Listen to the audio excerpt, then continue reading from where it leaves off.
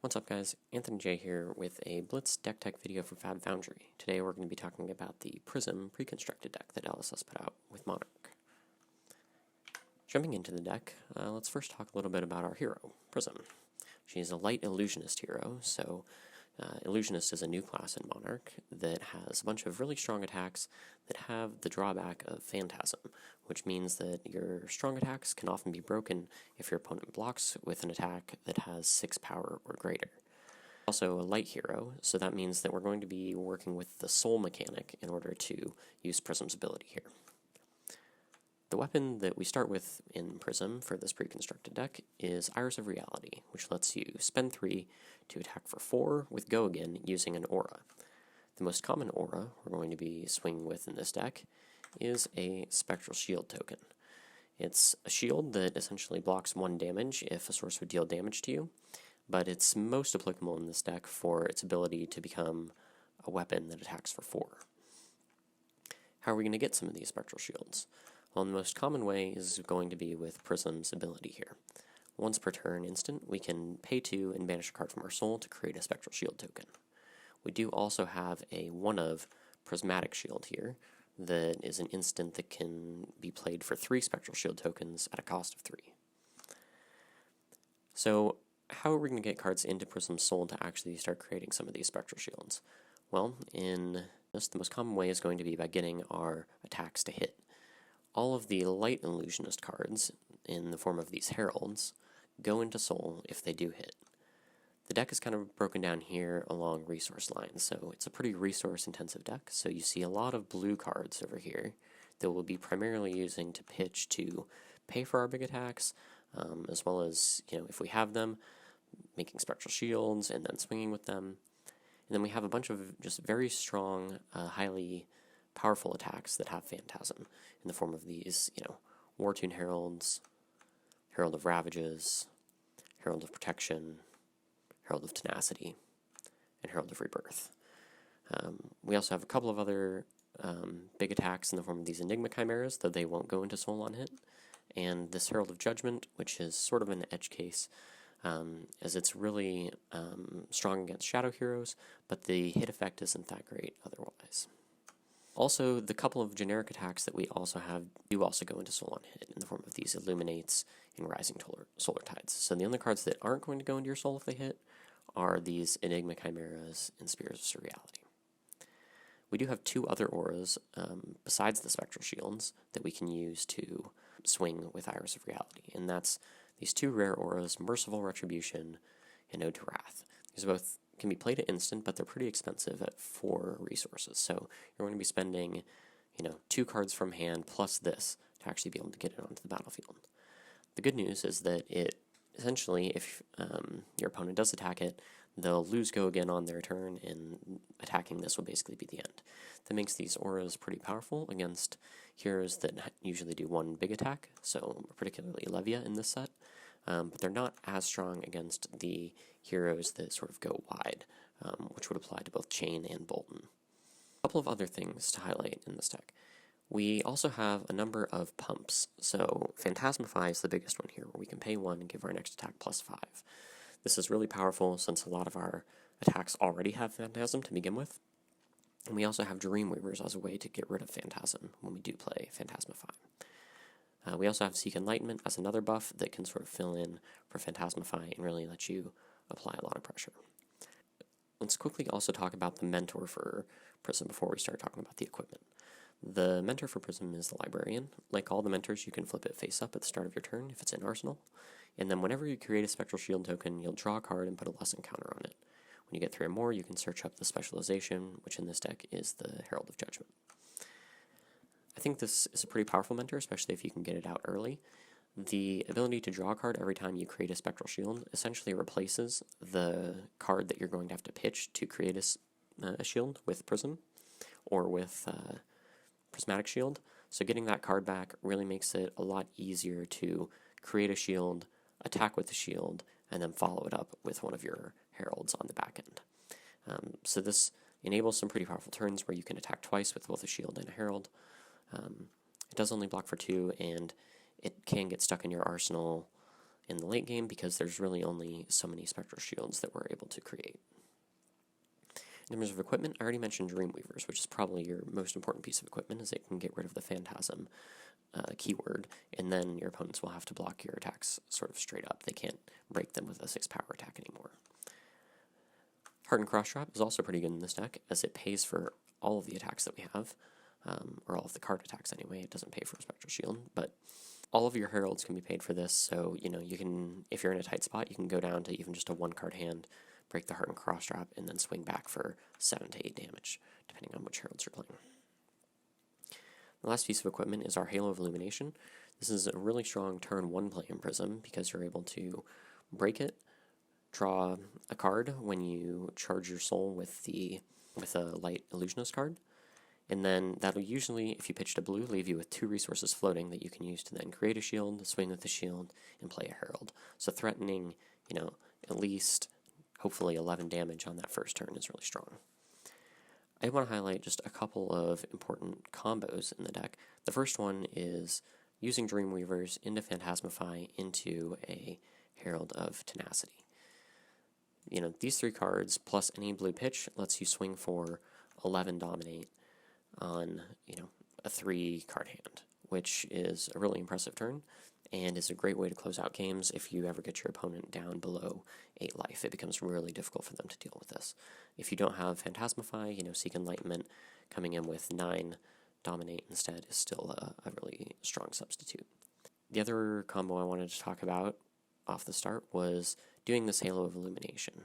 So, if you have let's just come up with some sort of sample hand here.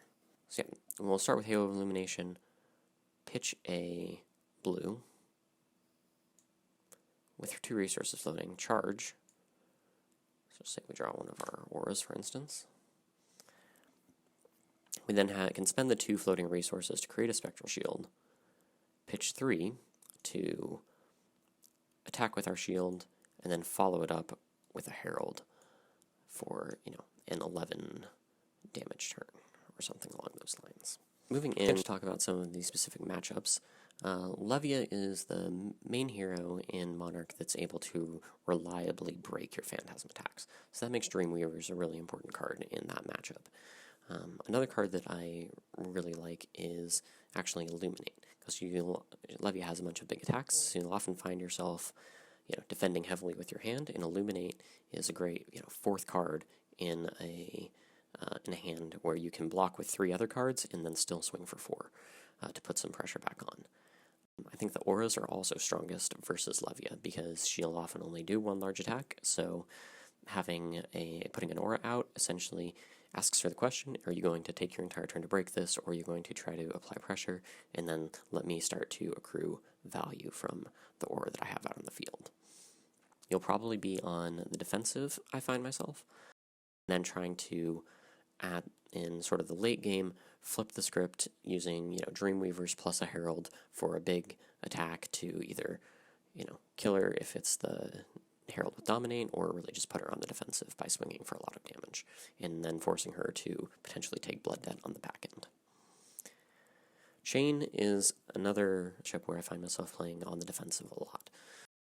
Early on in the game, I found that you can apply a lot of pressure to try to force Chain to block from hand and maybe slow them down a little bit, but you really don't want to be taking any damage in the early game, because at the more damage you have, or the more life you have to give, the better you'll have in the end game. I like Illuminate here for the same reason. You can block with 3 cards from hand and then still swing back for 4. The biggest money card against Chain is going to be your Herald of Judgment. If, once Chain has sort of overextended and has 3 or 4 Soul Shackles out, and they'll be banishing multiple cards with Blood Debt each turn, hitting them with this, forces them to either block it, in which case you're taking resources out of their hand, or means they're going to be taking Blood Debt on the back end when they can't play all of the cards from their banished. Halo of Illumination I wanted to also just highlight because it does have Spell Void too. This plus your Spell Void leggings are the only sources of Spell Void in the deck, so they are worth considering keeping around just for that late game ability to block arcane damage. Bolton I've found really likes to have 3 or 4 card hands. His deck is really card intensive. So he wants to have full hands and really swing at you. So in that regard, I found some of the best cards against Boltyn are ones that really apply a lot of pressure. So, Seek Enlightenment to buff your heralds and swing in even bigger. Your heralds that just do a lot of damage, really ask him the question of whether or not he wants to block. And then once you have him down to somewhere around 8 life, trying to close things out with a Herald of Tenacity plus a Phantasmify or some other buff. Really a way to try to win that race as Boltyn tries to pressure you pretty heavily. Most of the time, I imagine myself blocking with 2 cards from hand, then pitching 1 and swinging back with a Herald is sort of the stock play versus Boltyn. The mirror, I think the player that is able to get an aura on the field really has an advantage. None of your heralds pop the other illusionist attacks or even the chimeras, so just trading 7 damage attacks back and forth and blocking with 2 cards from hand is sort of a play pattern. But once one character is able to get a spectral shield on the battlefield, then it really asks the question of if you can defend it, and then the next turn you can play, swing with a shield and swing with a herald, that player really starts to accrue decent advantage at that point. The other cards that can sort of swing this matchup are cards like Phantasmify, that give you a really big buff, so you can swing for, 12 instead of your opponent's 7 and really start to try to take over the game that way. One other card I found really good in this matchup is the Herald of Protection because it lets you swing for 7, but it also does threaten to give you that spectral shield on the back end that can, threaten an 11 damage attack that following turn if it does manage to stick around. In terms of upgrades for the deck, I really do like Phantasmify and think that it's certainly worth picking up a second copy. You'll also probably want to invest in some null rune equipment rather than your spell fray stuff, both for playing wizards and against Chain and Runeblade. Having a repeatable source is much better. One of the heralds I think that is an upgrade is this Herald of Triumph. It has the built-in, the attack actions have -1, so now your opponents have to be blocking with 7 power attacks rather than 6 power attacks to block it, and that really just reduces the pool of cards that can do that even more. So it's a pretty threatening herald to swing it with. Blinding Beam kind of goes towards the same thing, where we're reducing the attack power of our opponent's cards and forcing our heralds through for either damage or causing our opponents to have to block with multiple cards. Another instant worth considering, I think, is Glisten. Up to 4 counters to one of your spectral shields or auras, and then, if you're able to defend it, being able to swing in for 8 the following turn with Iris of Reality is a really strong play, and lets you, swing for 8 on just like a 1-card hand is really powerful. We are adding a bunch of instants potentially here, so one card that can help you sort of mitigate the cost of playing a lot of instances, Rally the Rearguard. I think playing the red card as a 6-power attack that can block your opponent's, or pop your opponent's phantasms in the mirror is a really strong play. But also even the blue version as a resource card, the ability lets you pitch or discard one of your instants to block for 3, really helps give you some resilience for playing all of these instants that can make some of your hands awkward when you don't have a lot of cards that you're actually able to block with. You can pick up all of these cards on FaB Foundry for under $15, so I think it's a actually really competitive deck for a pretty low cost of entry, and you can get out there and swing with some really big Phantasm attacks. Make sure to play Phantasmify with your Dreamweavers and really put your opponent on the back foot. That's it from me, and I hope you guys found this video useful. So be on the lookout for more content at FaB Foundry.